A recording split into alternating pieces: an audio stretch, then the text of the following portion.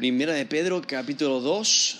Si Dios lo permite, vamos a considerar desde el versículo 24 hasta el versículo 25. Primera de Pedro, capítulo 2, desde el versículo 24 hasta el versículo 25.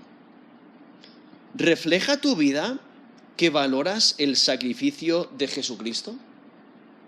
¿Refleja tu vida que valoras el sacrificio de Jesucristo?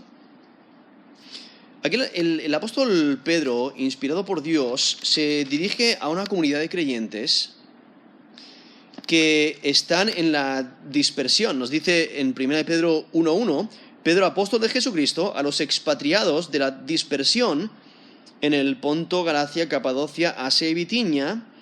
Y entonces ahí vemos sus destinatarios originales, y son creyentes que están sufriendo por su fe. Están siendo perseguidos por su fe y por ello necesitan ánimo. Necesitan ánimo especialmente porque están sufriendo una gran cantidad de diversas pruebas. Y por ello incluso nos dice en 1 Pedro 1:6, después de resaltar el Evangelio, resaltar la herencia incorruptible, incontaminada e inmarcesible reservada en los cielos para vosotros, y eso es en versículo 4, y luego en versículo 5, esa seguridad de salvación que son guardados por el poder de Dios mediante la fe. Nos dice el versículo 5, para alcanzar la salvación que está preparada para ser manifestada en el tiempo postrero. Entonces, hay esa alegría en que tienen esperanza, en que tienen salvación, pero en el presente están sufriendo. Y entonces nos dice versículo 6, en lo cual vosotros os alegráis, aunque ahora, por un poco de tiempo, si es necesario, tengáis que ser afligidos en diversas pruebas. ¿Vale? Y ahí destaca que están sufriendo diversas pruebas. Es necesario, de acuerdo al plan de Dios, porque eso les ayuda en su crecimiento espiritual, pero aún así el sufrimiento es duro, es difícil. Entonces el apóstol Pedro les ha estado enseñando la importancia de vivir para Dios, de servir a Dios, de enfocarse en su vida espiritual, creciendo y conformándose más y más a la imagen de Jesucristo, pero necesitan ánimo, porque están sufriendo. Y están siendo perseguidos, y entonces en toda su exhortación, en todo el ánimo que les está dando, les da el perfecto ejemplo a seguir: Jesucristo. Y por eso, ahí en versículo 21, dice, pues para esto fuisteis llamados, porque también Cristo padeció por nosotros, dejándonos ejemplo para que sigáis sus pisadas, el cual no hizo pecado ni se halló engaño en su boca, quien cuando le maldecían no respondía con maldición, cuando padecía no amenazaba, sino encomendaba la causa al que juzga justamente, quien llevó él mismo nuestros pecados en su cuerpo sobre el madero, para que nosotros, estando muertos a los pecados, vivamos a la justicia, y por cuya herida fuisteis sanados. Porque vosotros erais como ovejas descarriadas, pero ahora habéis vuelto al pastor y obispo de vuestras almas. Vale, he leído 1 Pedro 2, desde el versículo 21 hasta el versículo 25, donde el apóstol Pedro les hace enfocarse en el ejemplo de Jesucristo, que aunque él fue inocente, no pecó, como nos dice ahí el versículo 22, aún así le persiguieron, aún así le trataron injustamente, y él sufrió injustamente. No se lo mereció, pero él sufrió de manera ejemplar. Aun cuando muchos pecaron contra él, él sufrió la injusticia. Y sin embargo, el sufrimiento de Jesús tuvo un propósito. O sea, él actuó rectamente, él sufrió la injusticia sin pecar, y el propósito de su sacrificio fue morir en la cruz por nosotros. O sea, Él sufrió por nosotros, Él tomó nuestro castigo, Él llevó nuestros pecados para que nosotros no los tuviéramos que llevar. Jesús pagó nuestra deuda para que nosotros no tuviéramos que pagarla. Y por ello aquí, en estos dos versículos, aquí en 1 de Pedro 2, versículo 24 y versículo 25, aquí resalta el sacrificio de Cristo, quien Él sufrió. O sea, y es que cuando el apóstol Pedro está pensando en sufrir de manera general, dice, mirar el ejemplo de Cristo, que Él sufrió y lo hizo con total rectitud, sin pecado. Pero entonces, al pensar en el sufrimiento de Cristo, tiene que pensar y tiene que destacar la razón por la que sufrió. Porque el sacrificio de Cristo tuvo un propósito, y es proveer perdón de pecados, salvación de nuestras almas. O sea, aquellos que ponemos nuestra fe en Cristo como Señor y Salvador, recibimos perdón de pecados. Recibimos salvación de nuestras almas. Y por ello, aquí vemos al apóstol Pedro como resalta el sacrificio de Cristo y afirma la esencia de sus sufrimientos cuando nos dice ahí en versículo 24, quien llevó Él mismo nuestros pecados en su cuerpo sobre el madero. Ahí está afirmando la esencia de sus sufrimientos. Y la razón por la que Él sufrió es por nuestros pecados, como nos dice ahí, quien llevó Él mismo nuestros pecados. Fueron los pecados de la humanidad que hicieron estos sufrimientos necesarios. Es que el pecado es infracción de la ley, como nos dice ahí Primera de Juan, capítulo 3, versículo 4. Todo aquel que comete pecado infringe también la ley, pues el pecado es infracción de la ley. Eso es 1 de Juan 3, versículo 4. O incluso el pecado es la desviación de lo correcto, es rebelión contra Dios, es el rechazo de Dios. El pecado es desobediencia voluntaria de la voluntad de Dios. Y podéis notar aquí, dice que Cristo llevó nuestros pecados. Ahora, pecados está en plural, porque implica multitud de pecados. Y con la palabra nuestros, el apóstol Pedro se incluye con los pecadores, porque todos somos pecadores, nos dice en Romanos 3:23. Y porque somos pecadores estamos destituidos de la gloria de Dios, nos dice ahí Romanos 3, versículo 23. Lo que hay que entender es que Cristo murió voluntariamente por nuestros pecados. O sea, para entender el gran amor de Dios para con nosotros, es necesario reconocer que Cristo murió voluntariamente por nuestros pecados. Él murió por mí, Él murió por ti. Nos dice en Juan 10, del 17 al 18. Por eso me ama el Padre, porque yo pongo mi vida para volverla a tomar. Nadie me la quita, sino que yo de mí mismo la pongo. Tengo poder para ponerla y tengo poder para volverla a tomar. Este mandamiento recibí de mi Padre. Eso es Juan 10, del 17 al 18, donde Jesús está afirmando que Él entregó su vida voluntariamente. Nadie le forzó a darla, Él la dio voluntariamente. No le quitaron la vida, sino que Él la entregó voluntariamente. No le sorprendió que le crucificaran, porque Él la entregó voluntariamente. No le sorprendió que le rechazasen, porque Él la entregó voluntariamente. Y cuando reconocemos que Él la entregó voluntariamente, eso resalta el gran amor de Dios y el gran amor de Jesús, donde en Romanos 5 nos dice en versículo 6, dice del 6 al 8, porque Cristo, cuando aún éramos débiles, a su tiempo murió por los impíos. Entonces Cristo se entregó voluntariamente muriendo por los impíos, por los pecadores. Ciertamente apenas morirá alguno por un justo, con todo pudiera ser que alguno osara morir por el bueno. Mas Dios muestra su amor para con nosotros en que siendo aún pecadores, Cristo murió por nosotros.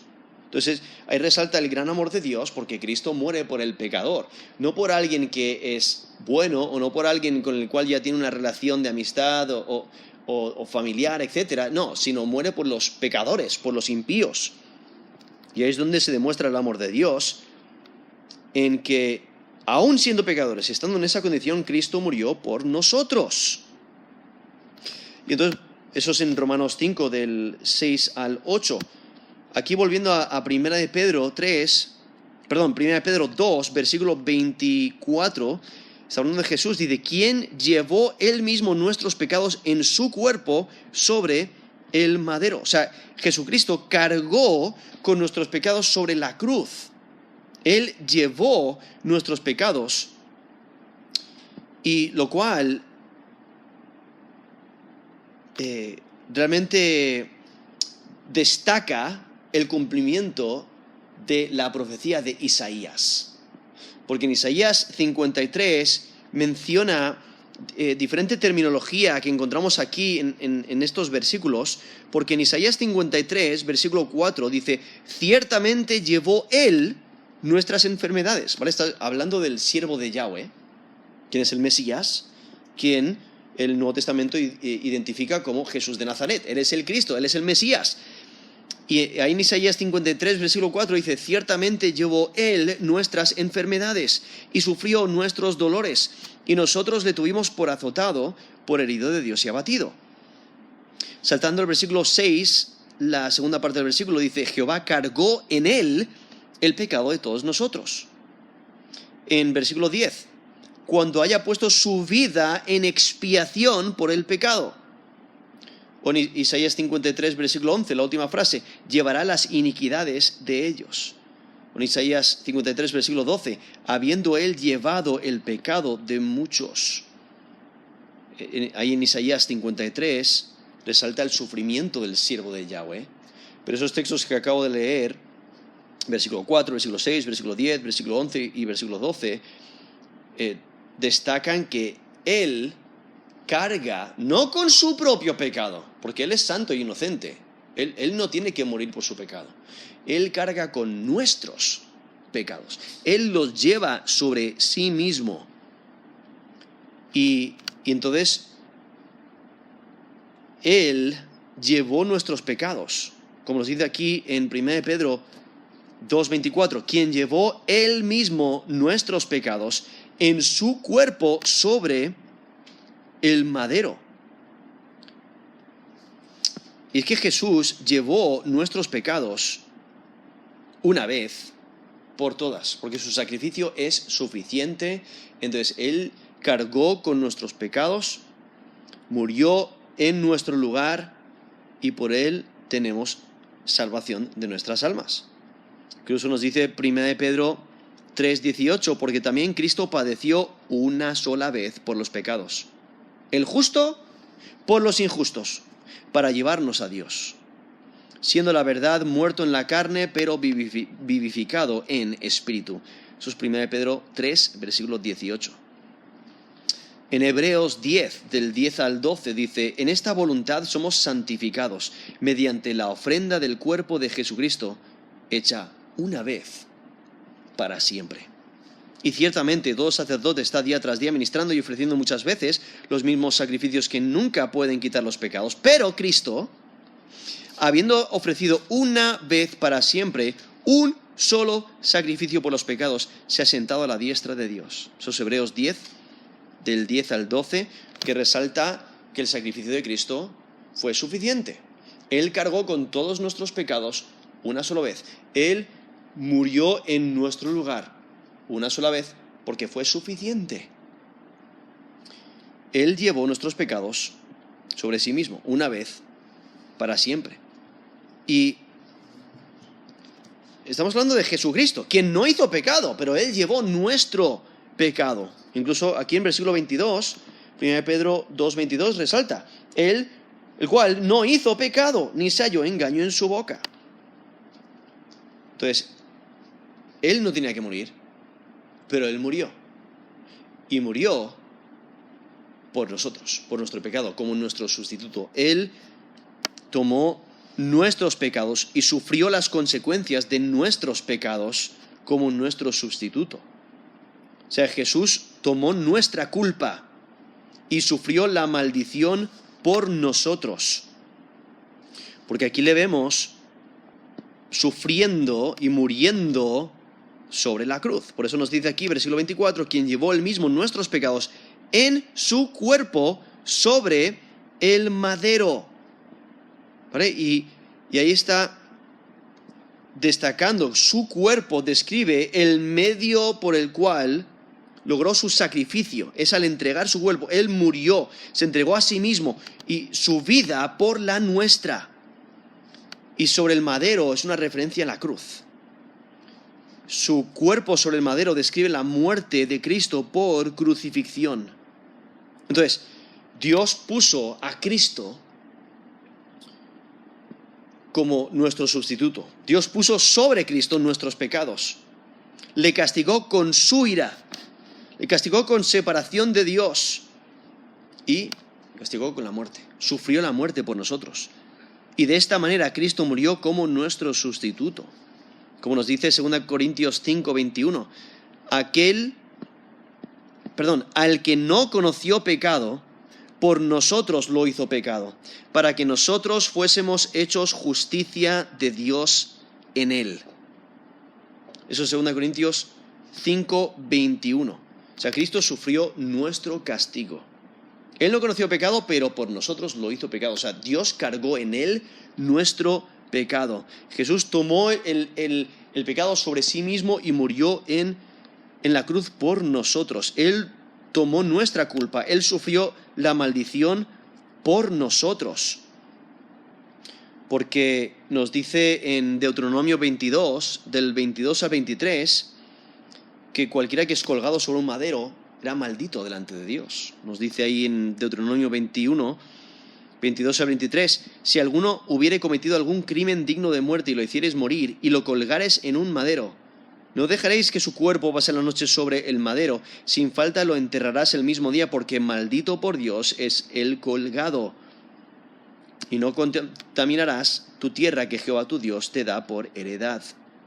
Eso es Deuteronomio 21, del 22 al 23. Y el apóstol Pablo usa ese texto en Gálatas 3:13, cuando dice, Cristo nos redimió de la maldición de la ley, hecho por nosotros maldición, porque escrito está, maldito todo el que es colgado en un madero. Eso es Gálatas 3:13. Entonces, Jesucristo, al llevar nuestros pecados, cargar con ellos, morir en la cruz por nosotros, al ser colgado en ese madero, Él sufre la maldición por nosotros. Él muere por nuestra culpa, por nuestros pecados. Él sufre las consecuencias de nuestros pecados como nuestro sustituto. Él sufrió nuestro castigo. Él se entregó por nosotros. Y aquí vemos cómo está destacando esta crucifixión, ¿no? O sea, la crucifixión se describe de manera natural al mencionar el cuerpo de Cristo sobre la cruz. Y está haciendo esa conexión con los sufrimientos del Hijo de Dios encarnado. Cristo toma la maldición del pecado por nosotros. Pero es necesario recordar que el sufrimiento de Jesús tuvo un propósito. Porque nos dice ahí en la mitad del versículo 24, para que nosotros, estando muertos a los pecados, vivamos a la justicia, y por cuya herida fuisteis sanados. Entonces hay un propósito por el cual Cristo murió, principalmente para salvarnos de nuestros pecados. Pero aquí el apóstol Pedro menciona que no solamente fue para salvar al pecador, sino también para que la persona de fe, o sea, aquel que pone su fe en Cristo como Señor y Salvador, recibe esa salvación de su alma, perdón de sus pecados, es para que esa persona pueda vivir en rectitud. Porque muere con Cristo, en esa identificación con Cristo, muere con Cristo y por ello muere a la vieja vida del pecado y vive la nueva vida en Cristo, porque Cristo resucitó. Entonces, por eso es muertos a la vieja vida del pecado y vivos en la nueva vida en Cristo. Esa frase, estando muertos a los pecados, que nos vemos ahí a la mitad del versículo 24, mira atrás a la conversión de los creyentes, cuando pusieron su fe en Cristo como Señor y Salvador. Y es que la relación del creyente con el pecado ha terminado. Por nuestra unión con Cristo hemos sido liberados del pecado, porque Él obtuvo victoria sobre el pecado, victoria sobre el poder del pecado, sobre el poder de las tinieblas, y por eso Cristo murió, para librarnos del pecado. Él destruyó el poder del pecado y su dominio sobre nosotros. Por eso el apóstol Pablo puede decir en Romanos 6:2, porque los que hemos muerto al pecado, ¿cómo viviremos aún en él? Entonces debemos someternos a Dios, vivir conforme a su voluntad y no someternos al pecado. O sea, tenemos la capacidad de vivir para Dios. Tenemos la libertad por lo que Cristo ha hecho en la cruz por nosotros, y el Espíritu Santo nos capacita para hacer morir las obras de la carne, como nos dice Romanos 8:13. Porque si vivís conforme a la carne, moriréis, mas si por el Espíritu hacéis morir las obras de la carne, viviréis. Entonces la clave es someternos al Espíritu Santo para crecer espiritualmente y para vivir conforme a la voluntad de Dios. Él nos capacita para hacer morir las obras de la carne, para no vivir de acuerdo a nuestros deleites, sino conforme a la voluntad de Dios. Es que Jesucristo destruyó el control de pecado sobre nosotros y nos capacita para tener victoria sobre el pecado. Y aquí el apóstol Pedro resalta ese propósito del sufrimiento de Cristo. Él sufrió para proveer perdón para nuestros pecados, para librarnos del poder del pecado, pero para que nosotros podamos vivir en rectitud. O sea, nuestra redención nos habilita para vivir en rectitud. La meta de la nueva vida es vivir en santidad y en sumisión a Dios. Y por eso nos dice aquí, para que nosotros, estando muertos a los pecados, vivamos a la justicia. Entonces, ya que el pecado no tiene ese control sobre nosotros, ya no nos tiene esclavizados, ahora podemos vivir en rectitud porque Cristo ha obtenido la victoria sobre el pecado. Pues debemos someternos al Espíritu Santo, obedecerle y poner en práctica la justicia. Por eso nos exhorta a vivir en la justicia.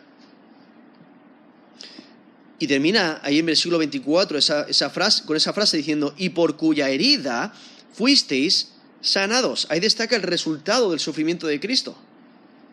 Como nos dice Isaías 53:5, mas él herido fue por nuestras rebeliones, molido por nuestros pecados. El castigo de nuestra paz fue sobre él, y por su llaga fuimos nosotros curados. Eso es Isaías 53, versículo 5. O sea, las heridas que menciona, aquí esta herida, aquí en 1 Pedro 2, versículo 24, está hablando de esas heridas que causaron la muerte de Jesús. O sea, resultaron en su muerte, indicando todo ese sufrimiento, todas esas heridas. Cristo sufrió por nosotros. Él tomó sobre sí nuestros pecados. El daño que el pecado produjo en nosotros ha sido sanado por la obra de Cristo. Por eso nos dice, por cuya herida fuisteis sanados. O sea, Cristo llevó nuestros pecados y por ello Él provee perdón de pecados, provee sanidad. Es que Cristo ha provisto la restauración del pecador con Dios.